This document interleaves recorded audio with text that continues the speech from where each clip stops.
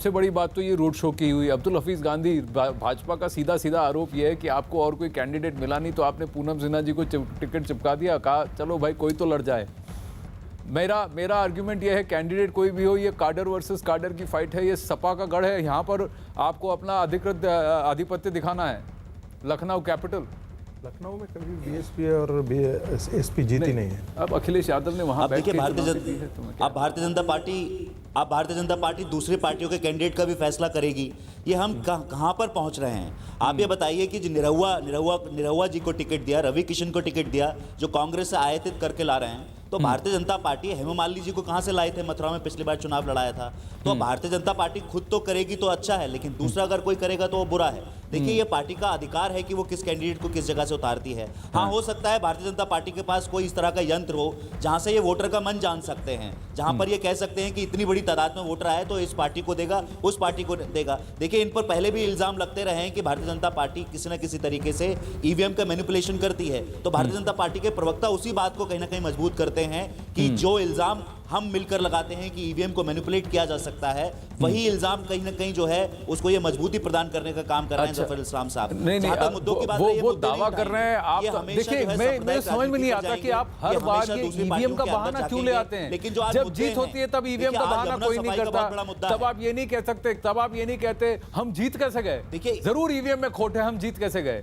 आप सिर्फ अभी चुनाव, अभी तो वोट पड़ रहे हैं, आपने अभी से ईवीएम के बहाने कर दिए। मैं आपसे एक बात, अब्दुल हफीज गांधी देखिए एक बात सुनिए, पूरे देश में आप देखिए फेज 1 में 1.92% एरर रेशियो था, यानी 2% से कम एरर रेशियो था। हाँ कुछ बूथ में प्रॉब्लम्स थे, जहां जहां प्रॉब्लम थे ईवीएम बदले गए और मतदान हुआ।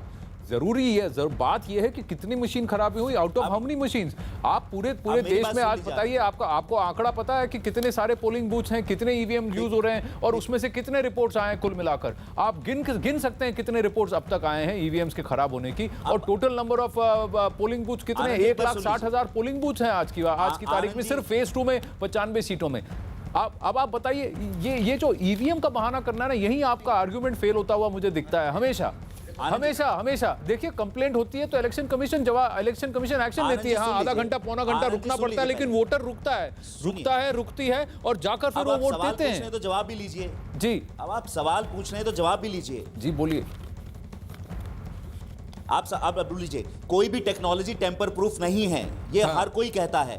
जो हमारे इंफॉर्मेशन टेक्नोलॉजी के सेंटर से वो भी कहते हैं कोई भी टेक्नोलॉजी टेम्पर प्रूफ नहीं है। टेक्नोलॉजी का प्रयोग ही ना किया जाए। हमको वो मानना पड़ेगा। चाहे हम हारे या जीते, गोरखपुर और फूलपुर का चुनाव हम जीते थे तब भी हमने ये कहा था।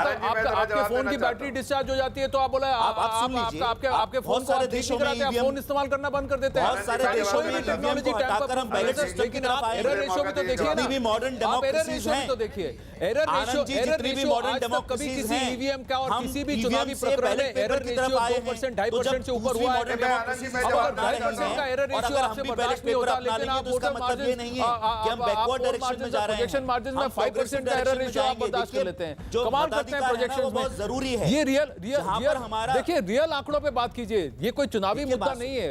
अगर आप मुझे बताइए कि एरर रेशियो 5% 7% से ऊपर कभी हुआ हो ईवीएम्स का? जब मैं बैलेट पेपर से